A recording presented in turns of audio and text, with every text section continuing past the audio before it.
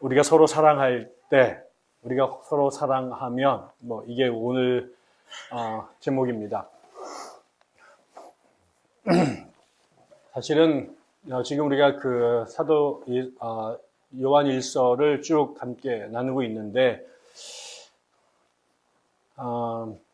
예전에는 좋은 사랑의 편지를 읽는 것처럼, 혹은 좋은 문학 작품을 읽으면서 참 글 잘 썼다, 참 좋다, 아름답다, 이러면서 저에게는 요한 일서가 아주 아름다운 책이었고 지금도 좋아하고 그렇습니다만, 이게 이제 요한 일서를 그냥 앉으면 그냥 앉은 자리에서 한 20분이면은 1장부터 뒷장까지 다 끝낼 수 있는 책인데, 지금 한 달째 요한 일서를 계속 조금씩 읽다 보니까요, 또 이렇게 또 다른 의미가 있는 것 같다 생각들이 들고, 이게 그냥 이렇게 읽어 제낄 수 있는 책이 아니구나 하는 생각들이 들고요.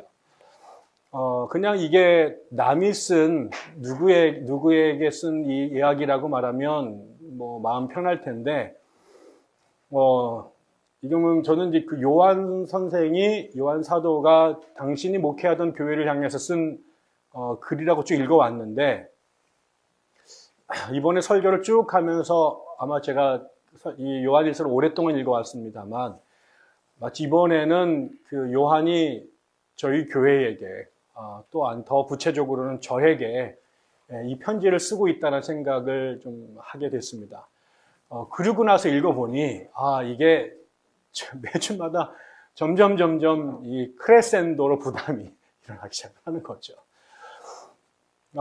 제가 이제 오래전에 사놓고 읽지 않은 책 중에 그 프랑스 철학자 줄리아 크리스테바라는 사람이 사랑의 기술인가? 뭔가 이런 책을 썼어요. 그래서 너무 좋아가지고 딱 사놓고 이제 첫 페이지 읽고 난 다음에 지금 한 십몇 년째 제 독서부터 이렇게 꽂혀 있는데, 내년에 읽어야지, 다음 때에 읽어야지 하고 지금 계속해서 못 읽고 있는 책 중에 하나가 있습니다.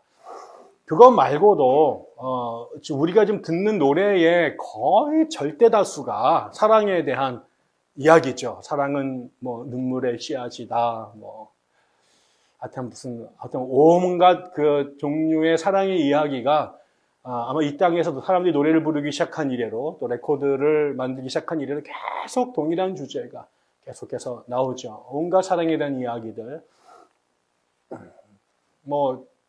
부끄러운 얘기입니다만, 저도 이제 오래 연애를 했는데, 연애를 하고 나다가 우리 아내랑 결정적으로 헤어지게 된 때가 있었습니다. 그랬더니 우리 아내가 집에 돌아가서 그때 나왔던 015B의 어떤 노래를 계속해서 이제 듣고 난 다음에 저한테 이제 하여튼 그랬던 기억이 납니다. 그래서 저는 이제 사랑 얘기할 때마다 그 015B의 그 노래 있잖아요. 그거 하여튼 그거 예. 하여튼 그런 게 계속해서 우리가 또 사랑이 또 그게 부모의 사랑이든 아니면 연인 간의 사랑이든 또 자식 간의 사랑이든, 그게 사실은 얼마나 중요한지 사랑에 대한 책도 문학하는 사람들이 오랫동안 써왔고, 지금도 우리가 보는 드라마도 대부분이 사랑의 이야기이고, 심지어는 신학자들도 그래서 끊임없이 이 사랑에 대한 연구들을 해왔고 아주 묵직한 책들이 계속해서 나왔습니다. 그리고 또 지금 우리가 하는 설교의 대부분도 이 땅에 있는 6만 개가 넘는, 그 다음에 전 세계에 있는 그 어마어마한 많은 숫자의 교회가 지난 2000년 동안, 기독교를 넘어서서 이 땅에 종교라는 것이 존재한 이래로 동서고금을 사랑에 대한 이야기를 계속 해왔죠. 그런데 문제는 사랑에 대한 이야기를 그렇게 많이 하고 사랑을 중요시하게 되고, 사랑이 중요하다고 강조하고 사랑하는 방법을 연구하고 가르침에도 불구하고, 문제는 우리 안에 사랑이 없다라는 거죠. 너무나 많은 경우에. 지난주에 제가 설교를 길게 하고 올라갔는데, 한 자매가 저한테, 목사님, 사람들이 아무리 설교해도 변하지도 않는데 뭐 이렇게 설교를 길게 하냐고. 이게 일주일 내내 제 머릿속에서 계속 종이 돼가지고 댕댕댕 울려서, 그렇잖아요. 그게 저한테 굉장히 아픈 기억들을 많이 올리게 하더라고요. 제가 대전에서 그러니까 제가 그런 거잖아요. 교회를 다닌 지 한 40년이 됐고, 사역을 시작한 건 대학 가서부터 아이를 가르치기 시작했으니 그런데 이제 보면 어느 날 길에서 만났는데 그때 중학교 다닐 때 같이 수련회 가서 이렇게 울고 기도하고 막 방언도 하고 이랬던 아이가 어느 날 만났더니 하나님 곁 떠난 지 오래됐다 라는 얘기 듣고 그때 교회에서 봤던 그 집사님, 그때 막 세상에서 방황할 때 어쩌고저쩌고 이러면서 막 울면서 간증하던 그 집사님, 하나님 곁 떠나갔다라는 얘기 들었을 때, 그럼 난 뭐 한 건가? 그때 우리 그거 뭔가? 또 제가 교회 개척해서 수년 동안 새벽기도 같이 드리면서 그렇게 같이 공부하고 기도하고 울고 그랬는데 어느 날 턱하니 편지 한 장 남기고 교회를 툭 떠나 가는 것들을 계속해서 경험하면서 난 뭐 한 건지 뭐 이런 경험들을 계속 했었거든요. 그럼 내가 계속 정말 이 짓을 해야 되나? 이 길을 계속 가야 되나? 그렇게 말한다고 아무도 귀담아 듣는 것 같지도 않은데 또 지난번에 말씀하신 것처럼 아무리 얘기해도 4%밖에 못 알아듣는다는데 뭐 이거를 계속 내가 이 무모한 일을 해야 되는가 이런 생각들이 이제 들 때가 있잖아요. 한 번은 또 대전에서 저희가 그 기도에 대한 설교를 쭉 같이 하고 또 그런 담론을 하는데 우리 이한주 목사님께서 어느 날 목사님 아무리 기도에 대해서 가리키고 기도에 대한 책을 많이 읽으면 뭐랍니까? 기도를 안 하는데 일단 기도를 해야 기도를 하면서 배워야지 기도에 대한 방법을 주구장창 기도에 대한 분석을 하는 것도 중요하긴 하지만 결과적으로 그 모든 것들의 결과물은 기도하게끔 만드는 데 있지 않겠습니까? 우리가 사랑에 대한 노래를 아무리 부르고 드라마를 보고 글을 읽고 논쟁해도 결과적으로 그 결과물이 끝에 가서 우리를 사랑하는 사람으로 만드는데 기여하지 않으면 그 우리가 읽었던 우리가 싸웠던 논쟁했던 그 모든 것들이 사실은 너무 허망해지는 거잖아요.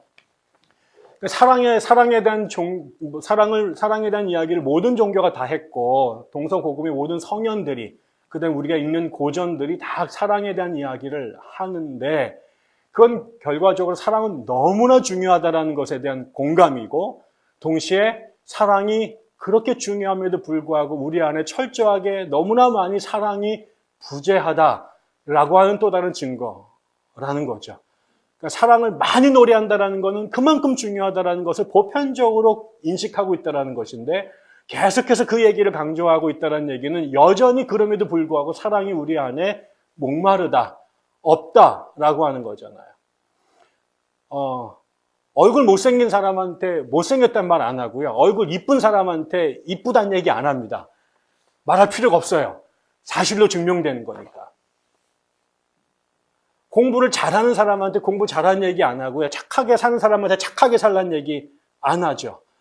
오늘도 우리 아이들 2명이 못 일어났습니다. 네. 곧 사표를 제가 내야 될 것 같습니다. 우리 자식도 책임을 못 지는데 근데 이런 것도 저한테 굉장히 열등감. 물론 다 이유가 있어요. 뭐 자기들 나름의 아주 구체적이고 아주 논리적인 근거가 있어요. 그래서 말하다가 제가 못 이겨서 그냥 네 맘대로 하셔. 가고 내가 너희들을 더 이상 이제 강하게 끌고 다니든 어떤 힘도 없고 말빨도 내가 너희들 못 이겼고 그러다가 니들이 마지막에 또 강제로 끌고 다니다가 또 주님마저 보이하면 안 되게 되니까 너희들의 육체가 허하는 범위 내에서 교회 다니고 뭐 힘들면 뭐 예수님의 제자들도 그가 덮어지지 않는데 그 결정적인 순간에도 그 베드로, 야고보, 요한이 다 엎어지지 않는데 뭐 우리 뭐 수연이, 소연이, 사연이라고 뭐 감당하겠는가 뭐. 그래도 한 달에 2번은 교회 나오니 할렐루야 아멘 뭐 하고 제가 이제 받아들이고 정리를 했죠. 그런데 그 아이들에게 일찍 일어나는 아이들한테 일찍 일어나! 라고 말하는 사람 없어요. 적절하게 자기 생활을 잘 컨트롤하는 애들한테 똑바로 살아! 이런 얘기 안 하죠. 그런 얘기를 한다라고 하는 거는 이게 안 되니까 자꾸 하라는 얘기죠. 그래서 저는 교회에서 쓰는 말 중에 제일 자존심 상하는 말이 살아계신 하나님이란 말을 써요. 저한테 누구도 살아계신 배동만 목사님 이렇게 말하지 않습니다. 살아있는 게 진실이니까. 그걸 구대 거기다 형용사로 붙일 필요가 없죠. 저는 살아계신 하나님, 역사하신 하나님이라고 찬양할 때마다 죽어 계신 하나님, 돌아가신 하나님, 누워 계신 하나님을 자꾸 이 이집트 그 피라미드에서 건져내는 것 같이 자꾸 불러내려고 하는 아주 안타까운 몸부림처럼 느껴져서요. 저는 가급적이면 자존심 상해서 그런 표현을 안 합니다. 살아계신 하나님한테 무슨 살아계시다고 얘기를 하나. 근데 어쩌면은 하나님은 살아계신지 모르지만 우리 안에 너무나 그 하나님이 주무시고 계신 것처럼, 돌아가신 것 계신 것처럼, 은퇴하신 하나님처럼 느껴질 때가 많으니까 그게 어쩌면 불신의 반응이라기보다는 혹은 그냥 무의미한 종교적 수사학이 아니라 정말 하나님이 우리 안에 살아 계셨으면 좋겠다. 아니 살아 계셔야만 한다. 라고 하는 간절한 탄원이란 또 생각이 또 들기도 합니다. 제가 이제 여기다 몇 주 동안 그다음에 어제도 고민 하루 종일 머리를 쥐어짜면서 설교를 준비를 하는데 하나님이 우리에게 요한이 던지는 명령은 그냥 하나죠. 그냥 사랑해야 된다. 이 이야기를 5장에 걸쳐서 계속 동어 반복을 하고 있습니다. 그리고 이유는 간단해요. 하나님이 사랑이시니까. 그리고 하나님이 너희들을 낳았으니까. 하나님이 사랑이신데 그 하나님의 자식이니 하나님의 DNA를 갖고 태어나지 않았겠느냐? 하나님의 유전자 갖고 태어나지 않았겠느냐? 그러니까 사랑이신, 만약에 하나님을 사랑이다라고 규정한다면 그분의 본질이 사랑이라면 그 하나님에게 하나님의 씨를 갖고 태어난 인간은, 하나님 백성은 하나님과 뭐가 닮았느냐? 그거는 다른 모습이 아니라 사랑하는 것, 사랑이라고 하는 것으로 하나님의 증거가 하나님의 자식됨으로 드러난다. 그러니까 하나님은 존재가 사랑일 뿐만 아니라 살아서 하시는 기능도, 그분이 하시는 일 대부분도 사랑이기 때문에 하나님의 자녀라고 하는 것을 어떻게 아느냐라고 하는 가장 분명한 증거는 그 안에 하나님의 흔적, 하나님의 DNA가 드러나고 있느냐, 안 드러나고 있느냐. 하나님의 자식이라고 주장하면서 하나님의 가장 중요한 특징인 사랑이 삶 속에 드러나지 않는다면 그거는 거짓말이고, 하나님의 자식이 아니라고 아무리 부정해도 그 안에 그의 삶에 하나님의 사랑이 드러나고 있으면 요놈 보세 하나님의 자식일세 라고밖에 말할 수 없다라는 거죠. 그 이야기를 그냥 이렇게 또라고 저렇게 얘기하고 또 저렇게 얘기하고 있는 것입니다. 그러니까 결국은 그 하나님의 자녀들이 모여있는 교회라고 하는 것, 그 다음에 하나님의 자녀라고 주장하는 우리들의 삶에 나타나는 제일 중요한 특징, 그 다음에 우리가 가업을 이어서 삶을 살아갈 때 가장 주목해야 될 것, 그게 뭘까? 저는 그게 결국은 요한은 그건 사랑이라고 얘기한다는 거죠. 좀 더 이렇게 구체적으로 나눠서 얘기해 보면 요한이 말한 첫 번째, 우리가 사랑을 하게 된다면, 우리가 서로 사랑한다면, 여러분 이 사랑이라고 하는 건 전에도 말씀을 드렸지만은 공동체 안에서 이루어지는 겁니다. 사랑은 나 혼자 자기를 사랑하는 나르시시즘이 아니라 누군가를 향한, 누군가의 관계 속에서 벌어지는 일이고요. 그래서 서로 사랑하는 거죠. 누군가를 사랑하는 겁니다. 근데 그 사랑하게 되면 벌어지는 현상이 저는 3가지 정도 있다고 생각을 해 보았습니다. 첫째 하나는 우리가 서로를 사랑하면은 우리가 서로를 사랑했는데 이 사랑의 결과로 무슨 일들이 벌어지냐면 우리가 하나님을 알게 된다라는 거예요. 신학자들에게, 신학자를 초월해서 모든 그리스도인들에게, 인류 전체에게 궁극적 관심이 있었다면 그게 뭘까? 하나님이 누군가를 알고 싶어 했던 것일 거예요. 그 중에 하나. 그러니까 종교라고 하는 것은 결국 우리에게 이 땅에 수많은 문화적 섹트들이 있는데, 분과들이 있는데, 그 중에 특별히 종교가 담당했던 것은 사람들에게 그렇게 궁극적인 우리 삶의 근원이신 그분이 누구인지를 가장 직접적이고 강렬하게 알려주는 역할들을 해왔던 거죠. 그것이 물론 우리의 예술이나 음악이나 혹은 과학이나 다른 학문들도 궁극적으로 가면 다 하나님을 알려고 하는 것에 연동되어 있다고 보지만 그것을 본업으로 풀타임으로 추구해왔던 자리가 종교의 자리고, 근데 그 종교에 쓴 사람들 모두가 뭘 해왔냐면 하나님을 알려주려고, 하나님을 알고 싶어하는 사람들의 자리였다. 그리고 그것이 우리가 하는 모든 삶의 역할과 기능 중에 제일 궁극적으로 중요하다라고 했던 사람들이 종교의 자리를 간 거죠.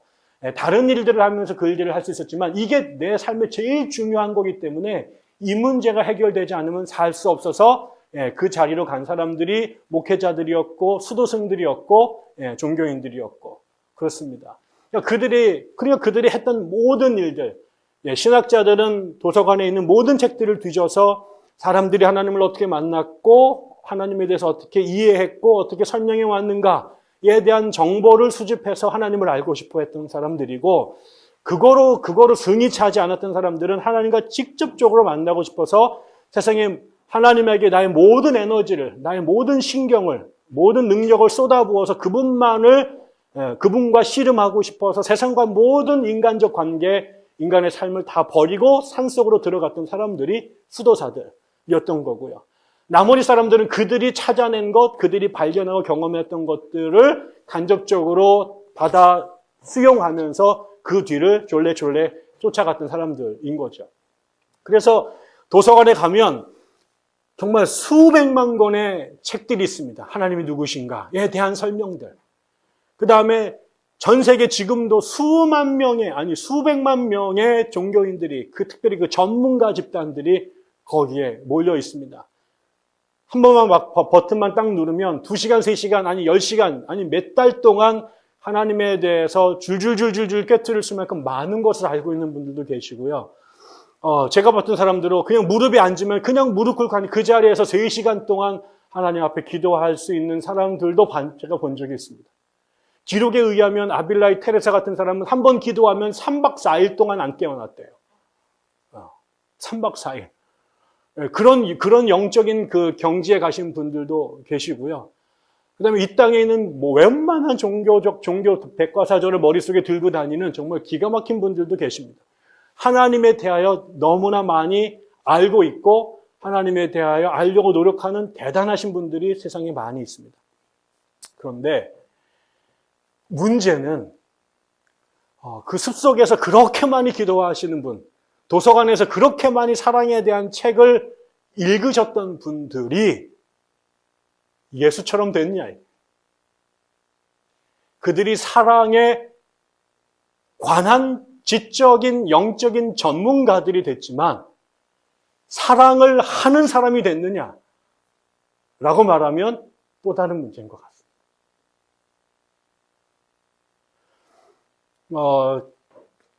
마더 테레사에 대한 여러 가지 유명한 이야기들 중에 그런 얘기가 있죠. 이분이 이제 그 캘코타에서 돌아가시는 분들을 모아놓고 이제 마지막 임종을 이렇게 인간답게 할 수 있도록 행여자들을 데려다가 목욕을 시키고 옷을 입혀서 이제 마지막 임종을 하게 하는 그런 일들을 하셨잖아요.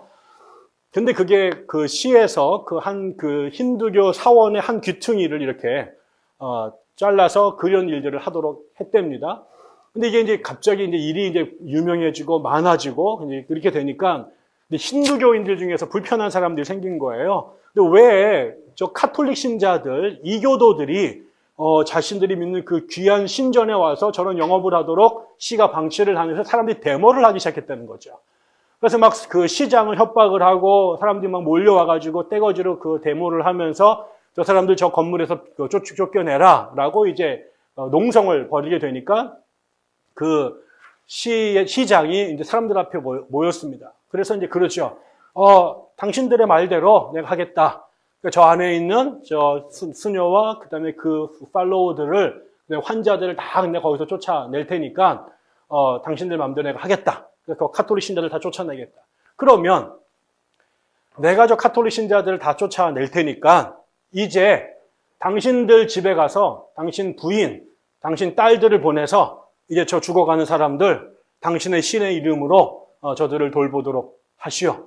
그럼 누가 마더 테레사 대신 그 일을 할 거고 거기에 사랑의 씨앗 그 수녀들을 대신해서 저 거지들, 행렬병자들, 저 노숙자들의 똥기저귀 채워주고 고름 닦아주고 저들 목욕시켜줄 것이요. 당신 마누라 보낼 거야? 당신 딸 보낼 거야? 라고 했더니 슬금 다 도망가 버렸다는 거죠.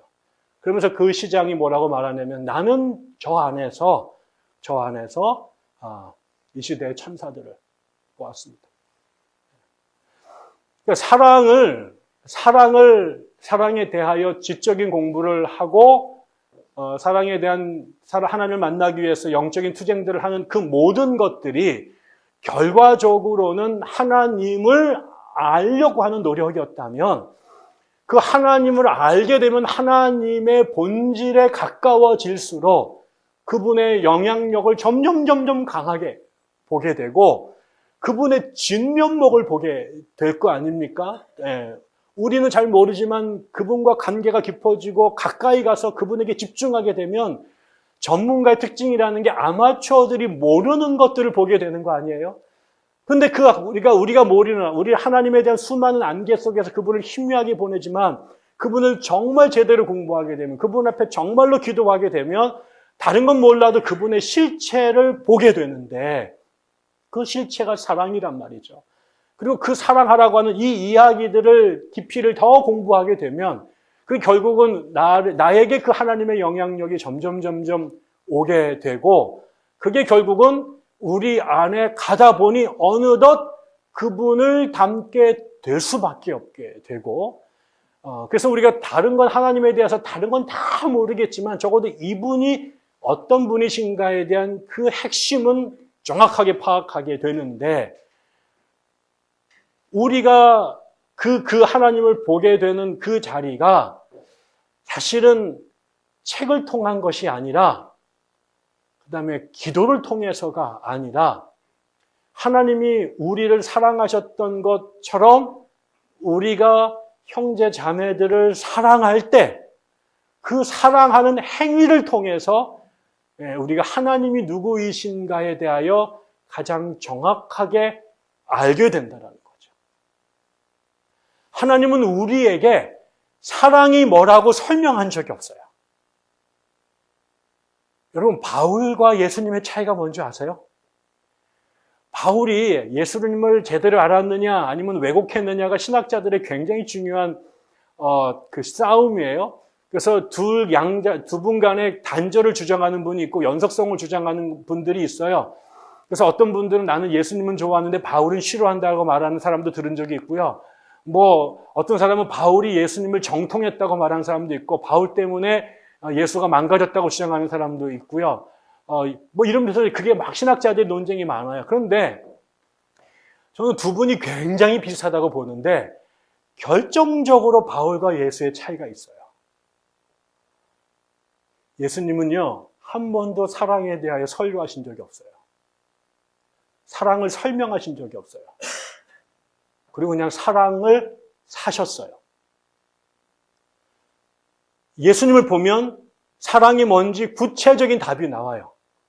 근데요, 바울은요, 사랑에 대해서 드립다 글을 썼어요.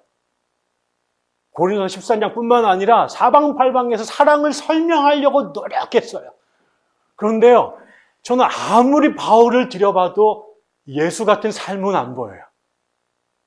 복음을 열심히 전하고 교회를 세우고 성경을 썼던 것은 너무너무 놀라운데, 바울의 어디에도 예수가 우리에게 보여주셨던 그 삶이 별로 드러나지 않아요.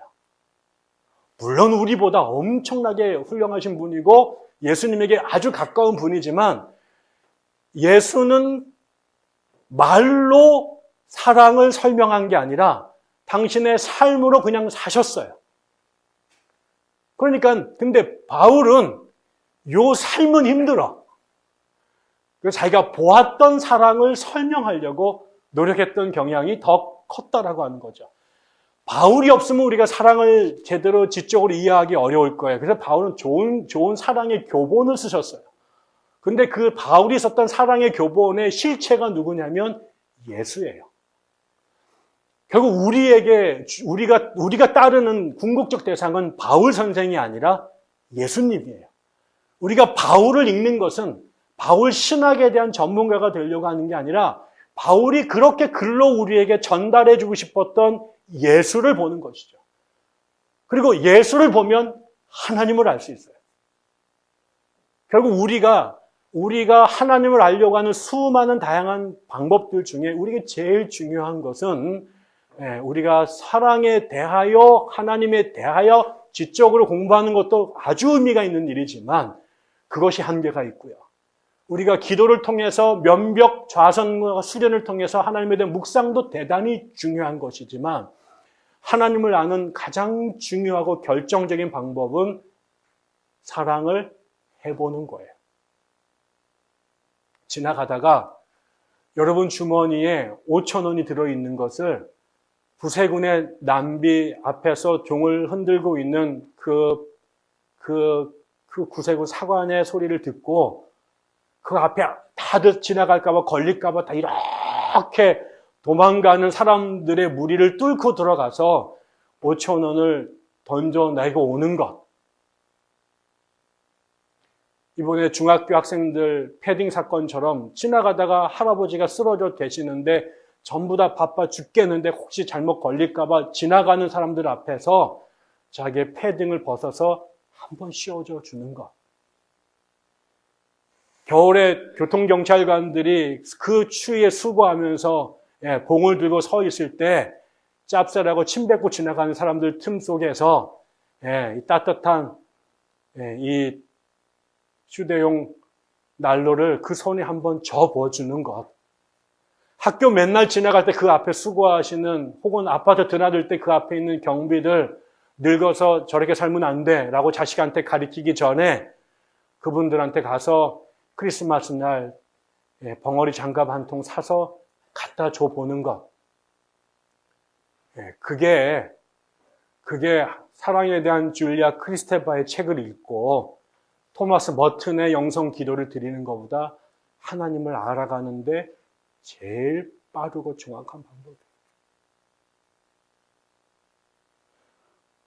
저는 우리 교회가 여기 보면 세상 사람들이 하나님을 본 사람이 아무도 없다.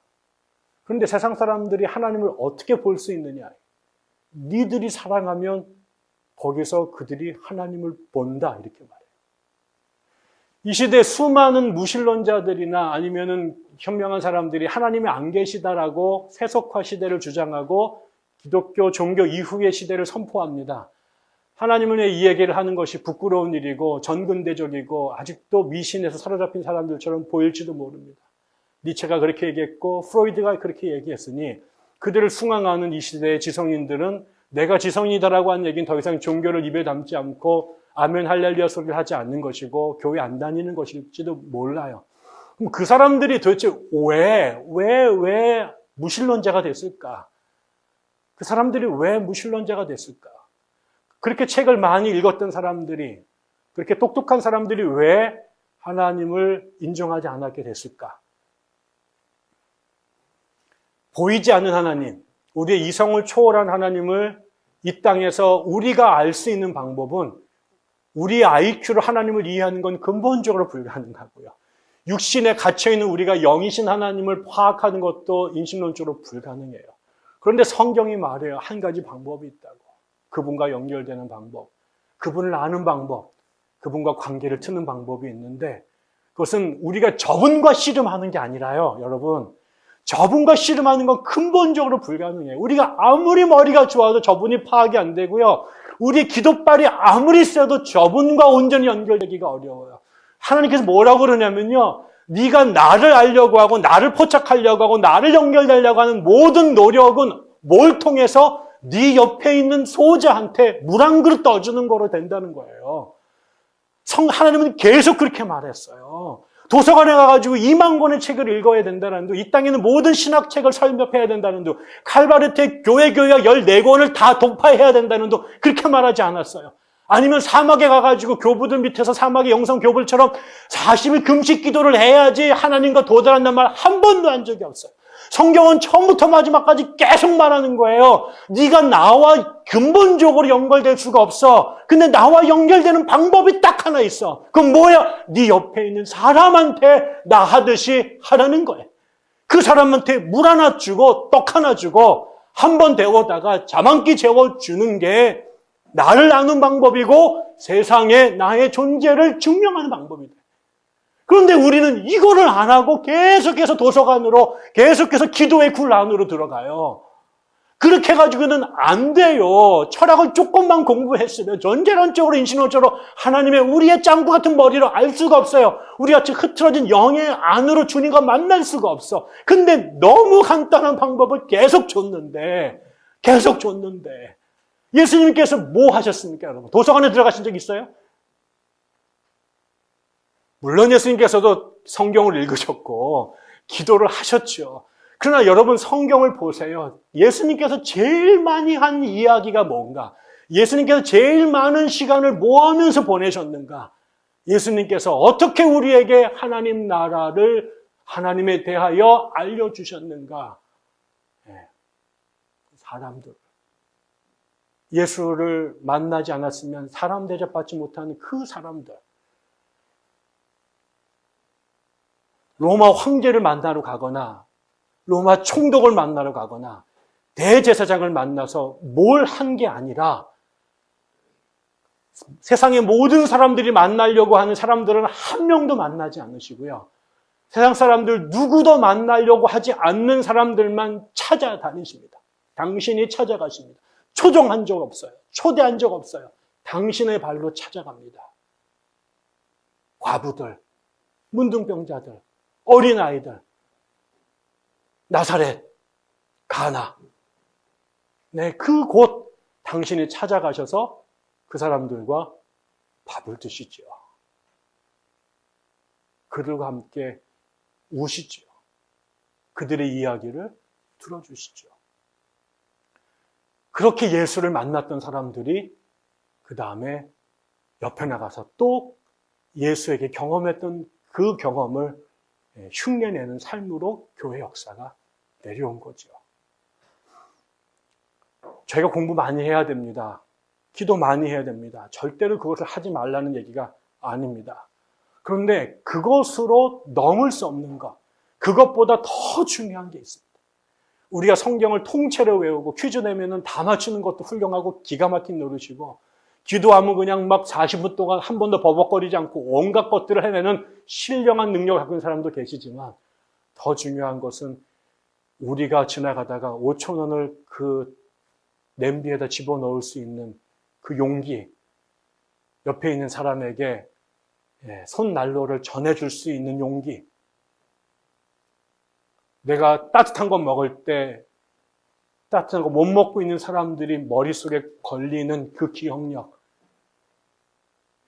이런 것들이 우리에게 필요하죠. 그걸 통해서만 우리가 하나님을 제대로 알 수 있습니다. 그리고 세상 사람들이 하나님을 알 수 있도록 우리가 하는 최고의 전도도 바로 그것입니다.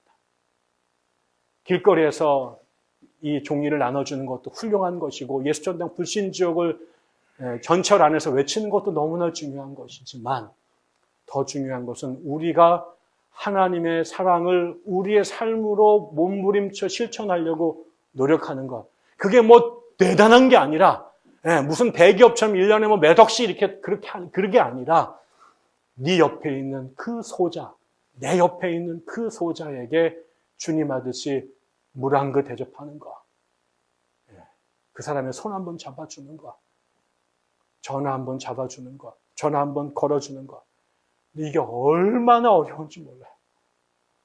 얼마나 어려운지 몰라요. 저도 이걸 정말 못하겠어요. 저는요, 이 말을 언제만 기억하냐면요, 설교할 때만 기억해요.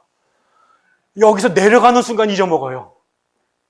집에 가서 책 읽어야지, 강의 준비해야지, 또 뭐 글 써야지, 이러다 보면은 완전히 잊어먹고요. 막 누구한테 전화해야 된다는 얘기를 벌써 3주 동안 근데 지나가면 잊어먹어요.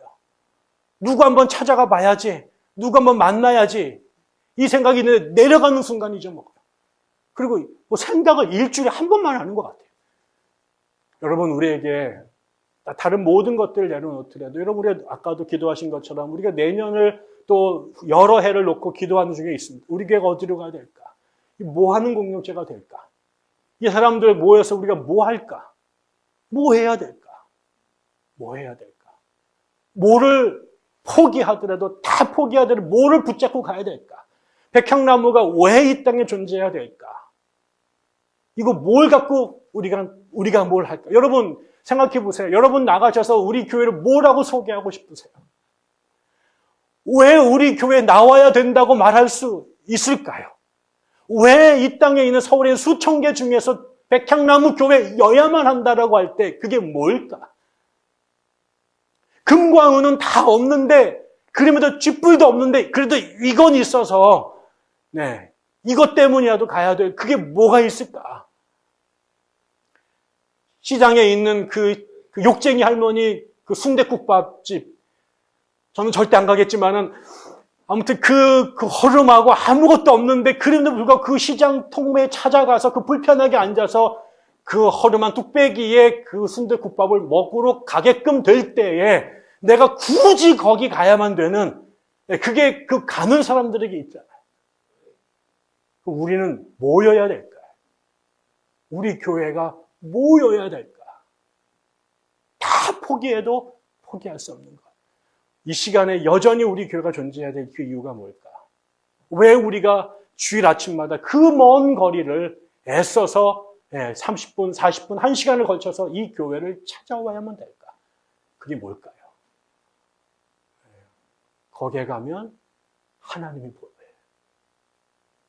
여기에 가면 하나님이 들려.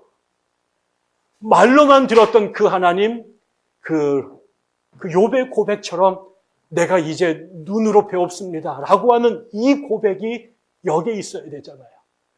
그게 목사의 유려한 설교나 말빨이 아니라 우리 안에 있는 예배의 아름다운 음악과 감동적인 어떤 분위기가 아니라 여기에 있는 사람들의 일거수일투족을 통해 하나님의 모습이 우리에게 보여야 되기 때문에 그렇습니다. 이 교회 목회는 제가 하는 게 아니라 그런 의미에서 우리 모두가 교회를 세워져 가는데 이 교회의 목회는 여러분의 학위나 여러분의 재산이나 여러분이 교회를 오래 다닌 그것이 아니라 여러분의 얼굴에서, 여러분의 말 한마디에서, 여러분의 손끝 하나에서 우리가 나눠지는 그 모습에 느려지는 하나님의 모습을 닮은 그 사랑의 온기, 이것. 장사 뭐 대단하고 그래서 소문나서 와 봤더니 냉기가 휘휘하고 잘난 인간들은 많은데 차갑고 그 안에 있으면서 몇 명 되지도 않는데 외롭고 낯설고 불편한 자리가 아니라 오래된 친구를 만난 것 같고 10불도 없는 사람인데 와 있는데도 사람 대접받고 그 안에 있으면서도 평생 처음으로 편안함을 느꼈을 때 내가 사랑받고 있다는 걸 느꼈을 때 이 교회를 다시 나와야 될 이유가 있지 않을까요? 아무것도 없습니다. 우리가 뭐가 있습니까? 그런데 그것만 있으면 교회 됩니다. 그런데 다 갖고 있어도 그거 없으면 교회 아닙니다. 왜? 하나님이 정말 우리 가운데 계시면 우리가 하나님의 사람이 될 수밖에 없고 그거는 우리가 주장하고 떠들지 않아도 사랑은 살아보면 느껴지는 거거든요. 전달되는 거거든요. 사랑은 설명의 대상도 아니요 분석의 대상이 아니라 살아내야 될 우리의 삶의 본질입니다. 그래서 저는 우리 교회가 사랑을 함으로 하나님을 알고 다른 사람들도 하나님을 알게 되는 그런 교회가 됐으면 정말 좋겠습니다. 여러분 다른 기도 많이 하시지만 이 기도가 첫 번째 됐으면 좋겠습니다. 우리 목사가 제발 사랑에 대하여 이러쿵저러쿵 떠드는 놈이 아니라 사랑을 좀 제대로 하는 놈이 되게 도와주시오. 그래서 우리 목사님이 말은 어눌하고 나중에 나이가 먹어가지고 이제 손도 떨리고 발음도 세고 기억력도 왔다 갔다 하더라도 그냥 우리 목사님 보니까 하나님이 그와 함께 있는 게 보입디다. 난 그래서 저분과 계속 같은 교회 다니고 싶었어요. 라고 고백하는 자리가 됐으면 좋겠고.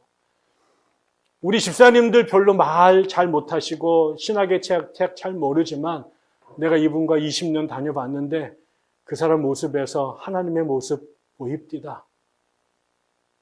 우리 교회 어느 집사님, 추운데 그 자리에서 문지기 하고 계시고 어떤 분들 밥상에 오셔서 밥 테이블 계시고 어떤 분 주보 만드시는데 그 하나하나 쳐다보면 거기에 하나님의 모습이 보입디다.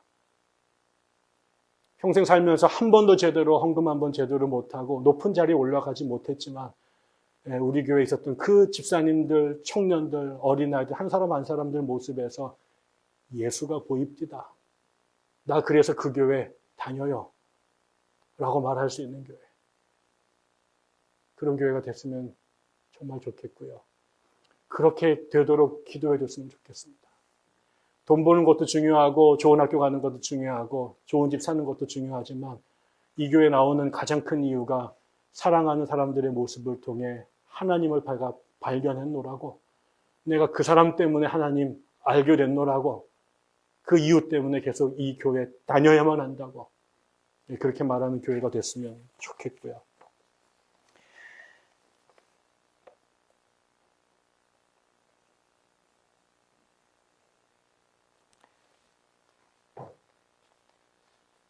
이 모습을 우리 아이들에게 어떻게 전할까요?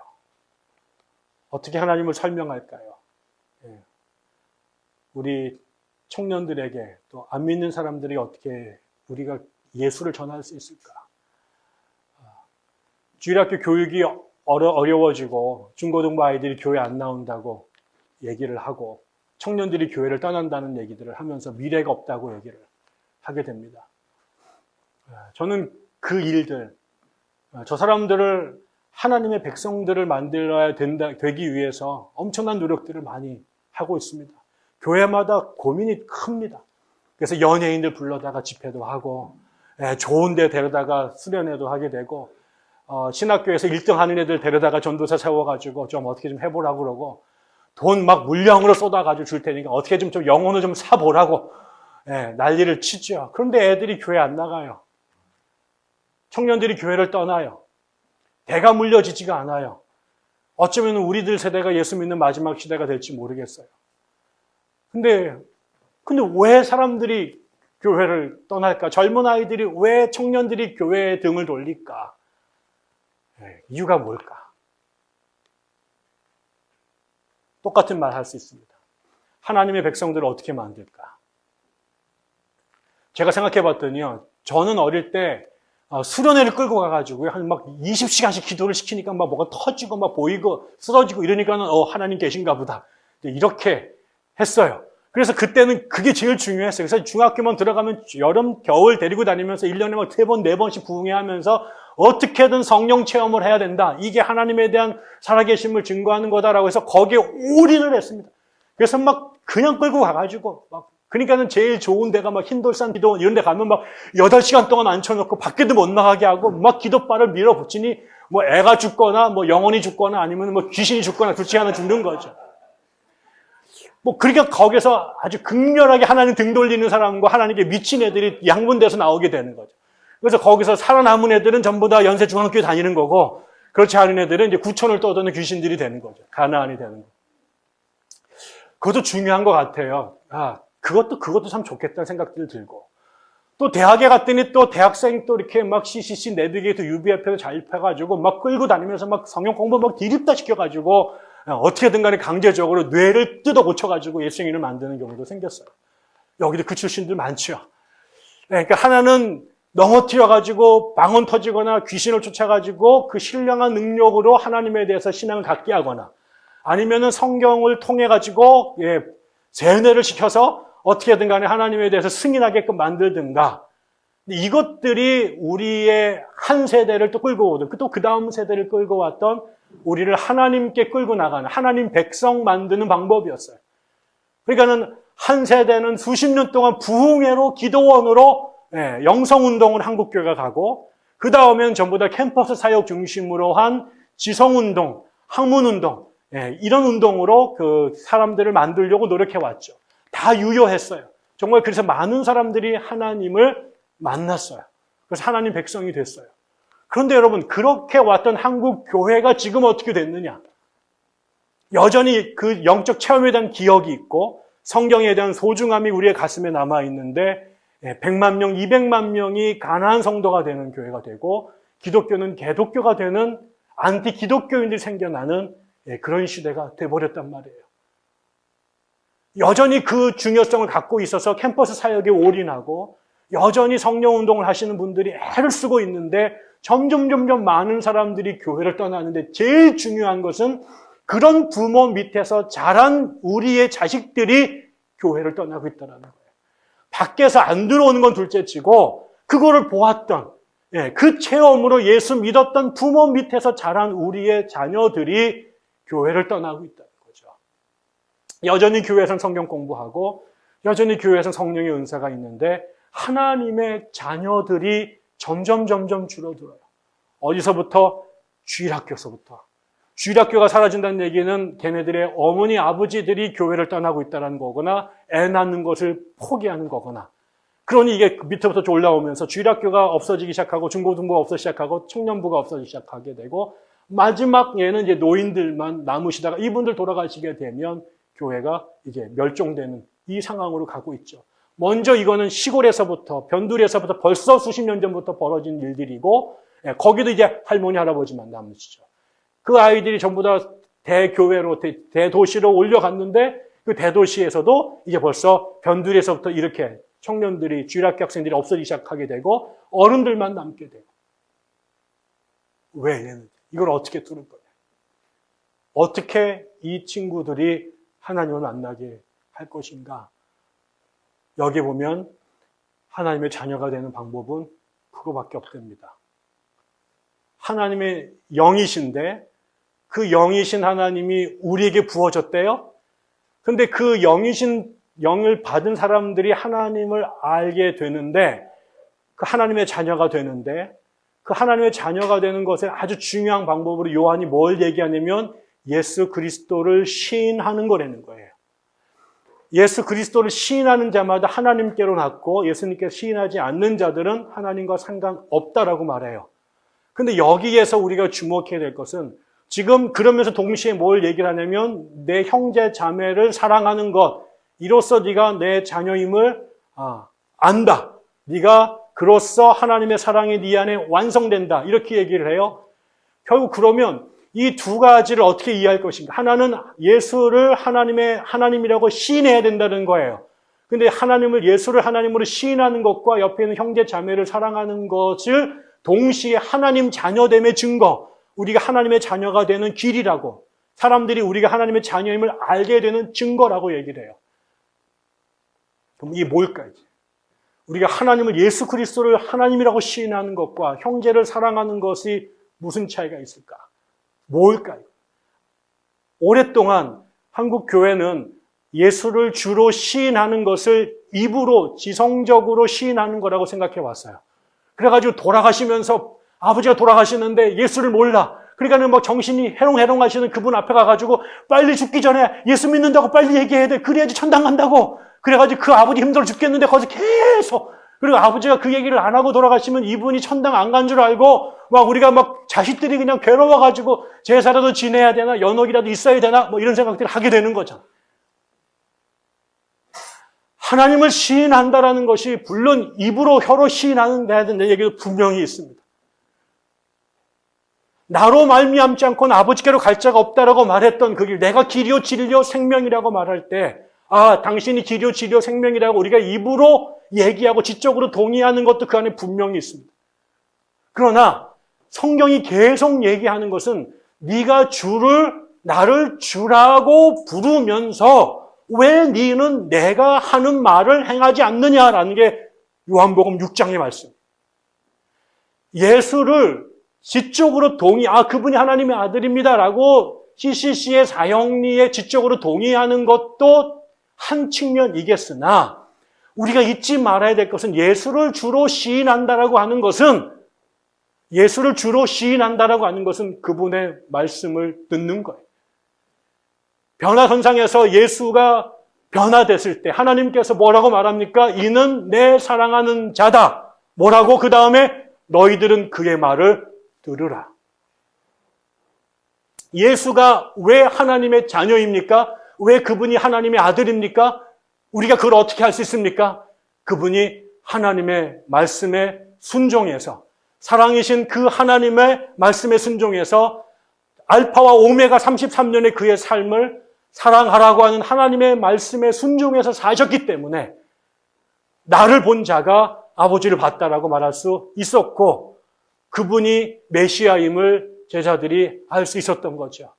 십자가에 달려 죽고 부활하는 것이 신비로서만이 아니라 그 모든 삶에 담겨졌던 메시지가 결국은 사랑이시라고 하는 하나님의 삶을 그분의 삶을 통해 드러나 보여줬던 것이고, 그 사랑을 경험했던 사람들이 예수 뒤를 따라서 예수를 따를 때 결국 그들도 예수처럼 살아가는 사람, 예수가 만들어 놓았던 예수이신 그 예수의 길을 따라갔던 사람들, 예수의 말씀에 순종해서 그 길을 가면서 그들이 주를 믿는다라고 말하는 것이 무엇인지를 알게 됐던 거죠. 여러분, 예수가 하나님이시라고 하는 것은 누구도 알까요? 귀신도 알아요. 예수가 시험을 당할 때 귀신이 나타나서 예수에게 대항하면서 성경을 들어요. 귀신이 나타나서 뭐라고 말합니까? 내가 예수도 알고 바울도 아는데 넌 누구냐? 그들이 예수가 하나님이시고 하나님의 아들이라고 하는 이 놀라운 신비를 귀신도 압니다. 그런데 그 귀신들이 예수를 알면도 불구하고 구원받지 못하고 하나님 나라 백성이 되지 못하는 이유는 그들은 예수가 하나님의 백성, 하나님임을 알지만 예수의 말을 듣지 않았기 때문에 그래요. 우리가 예수를 안다라고 말하는 것은 예수에 대한 정보를 알고 있고 그분의 신분을 동의하는 것이 아니라 그것을 넘어서서 예수의 말씀을 듣는 것입니다. 그 길을 가는 것을 삶으로 보여주는 거죠. 우리가 자식들에게 하나님의 자녀가 되도록 그들에게 전도하고 이 진리를 전할 수 있는 제일 중요한 방법은 설명이 아닙니다. 설명이 아닙니다. 우리 한 사람 한 사람이 예수의 사람으로 사는 것입니다. 그 길이 하나님을 아는 길이고 이 땅에 하나님의 백성으로 사는 길임을 저들이 동의하게 됐을 때, 저 삶이 아름답다고 알게 됐을 때, 저 삶이 감동이라고 하는 것을 저들이 알게 됐을 때, 저렇게 사는 것이 내가 사람 되는 길임을 저들이 깨닫게 될 때 그 길을 가는 거죠. 그런데 오늘날 교재도 있고 돈도 있고 프로그램도 있고 장소도 있는데 하나님에 대한 무성한 교리적 가르침도 있는데 문제는 그 말씀을 전하는 그 선생들이 자기가 전하는 그 말씀과 상관없는 모습들로 살아가고 있는 것을 볼 때 그가 전하는 제품, 그것을 내가 살 수가 없게 되는 거죠. 돌이켜보니 제가 언제 예수쟁이가 됐을까? 저에게 가장 큰 영향이 줬던 건 성경적 가르침이 아니라 물론 그것은 그 이후에 나를 끌고 가는 중요한 지도가 됐지만 나를 하나님의 자녀의 자리로 끌고 갔던 것은 모조리 예수를 닮았던 선생님들이었습니다. 저들처럼 살고 싶다라고 하는, 저를 저렇게 살게 하는 그분을 알고 싶다라고 하는 것이 제가 그분들 곁에 머물렀던 일이고 그들이 읽었던 책을 저도 같이 읽기 시작했던 것 같습니다. 그 세상이 성경은 하나님 나라라고 말합니다. 우리 교회가 한 해를 넘겨가고 이제 2년이 지나가고 있습니다. 2년이 아직 채 되지 않았습니다. 얼마 되지 않았습니다. 그동안 우리가 모임을 만드는 것에 그 자체가 쉽지 않은 일이었고 공간을 차지하는 일, 매주마다 오는 사람들하고 밥 먹는 일 자체가 우리에게는 어려운 일이었습니다. 그러다 보니 엉성한 것들도 많고 그 일이 정신없다 보니까 우리가 왜 이 자리에 모였는지를 자꾸 잊어먹을 때가 많이 있었던 것 같습니다. 우리가 이제 한 해를 보내고 돌이켜보니 사람도 모였고 예배 공간도 있고 뭐 경제적으로도 어렵지 않고 잘 먹고 잘 지낸 것 같습니다. 이제 이 것들, 그렇지만 제가 우리 교인들한테 내가 무수한 말을 많이 했지만 내가 봤던 그 모든 말들이 내 삶으로 드러났는가? 우리 교인들이 설교를 죽으라고 들었지만 우리들 스스로가 서로에게 그런 하나님의 사랑의 통로가 됐는가? 교회가 이렇쿵 저렇쿵 하는 이야기들은 많이 있지만 우리 교회가 그런 이러쿵 저러쿵 속에서 하나님의 모습을 조금씩 더 드러내는 교회로 갔는가가 우리에게 더 궁극적인 질문의 대상이 되어야 될 것 같습니다. 몇 명이 모였느냐, 예산이 얼마나 늘었느냐, 얼마나 좋은 곳에서 예배 드리냐도 우리에게는 너무나 감사한 일이지만 우리가 얼마나 더 예수 닮은 하나님의 사랑의 사람으로 내가 변하고 우리 교회가 바뀌었는가 라고 하는 질문이 올해를 지나가면서 가장 무거운 질문으로 우리에게 남아야 될 거라고 생각합니다.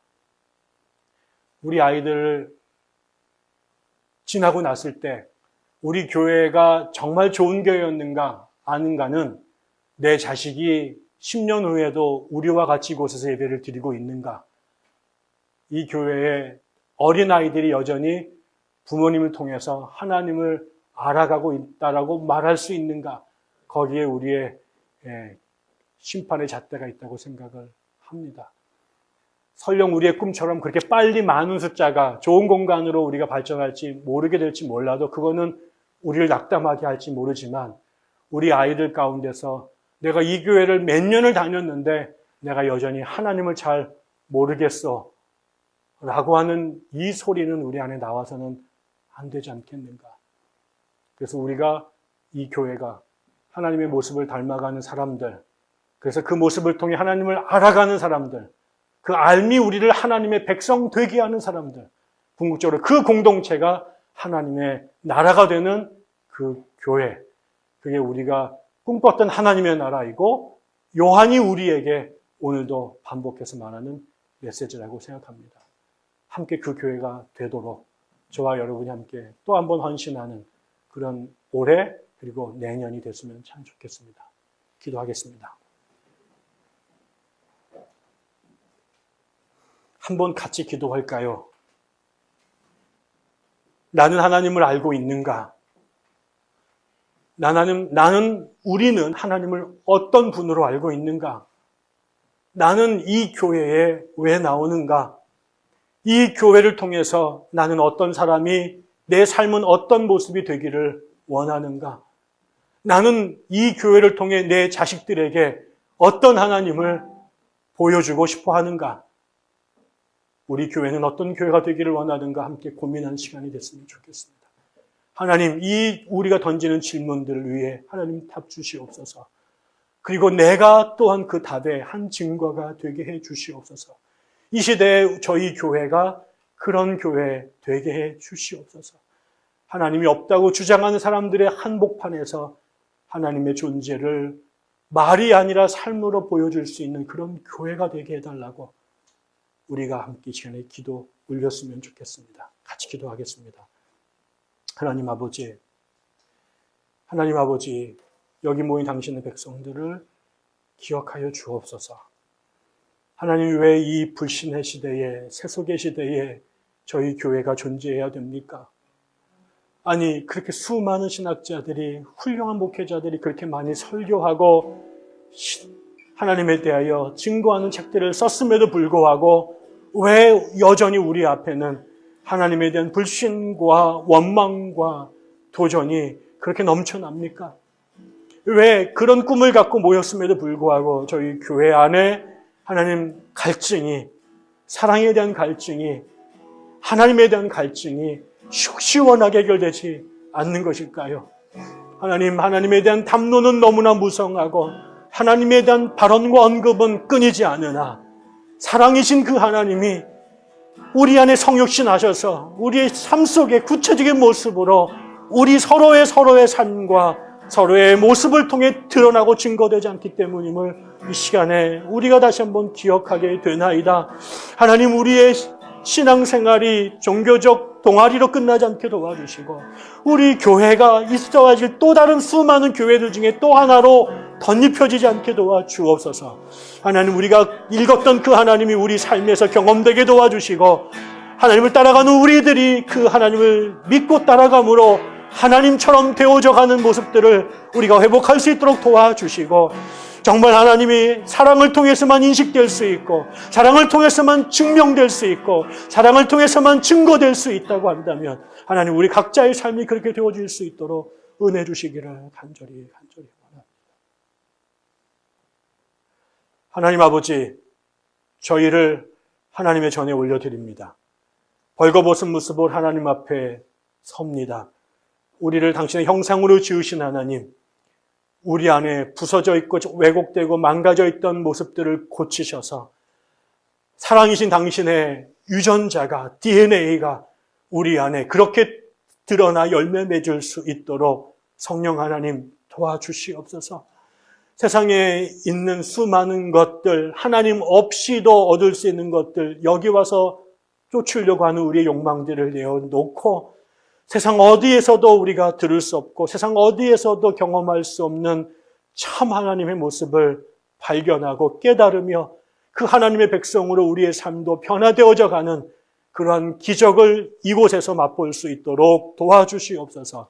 말씀 들을 때마다 깨닫게 도와주시고 성령 하나님 우리 가운데 임재하여 주셔서 우리를 뜯어 고치시는 그 놀라운 하나님의 구원의 역사를 우리의 몸으로, 우리의 삶으로, 우리의 공동체를 통해 경험할 수 있도록 도와주시옵소서.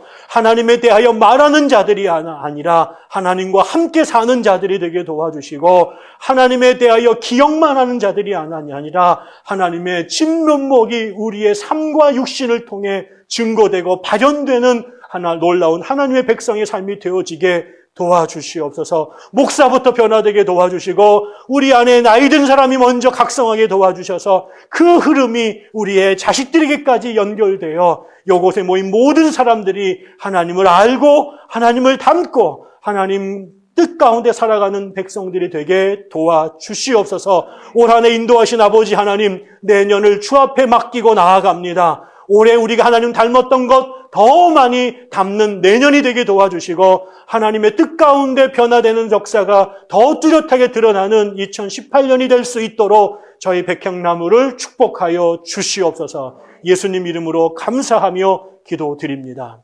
아멘.